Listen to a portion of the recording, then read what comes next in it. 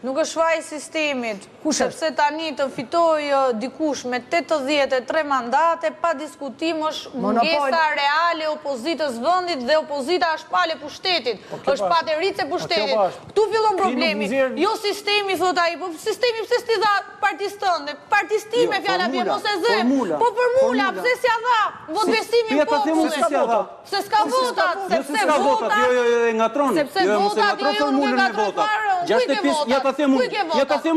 Ja ta them unë, 65.000 vota, një mandat. Po ja dhe 6 kishe o zotri, që diferencë të bëjti, 30.000 vota diferencë në Vlorë, kam prodhuar 6 mandate. Po mi më 66, 71 i mori Rama. Kjo është pjesërisht e drejtë. Po e zeva kjo 71 plus Rama, i ka.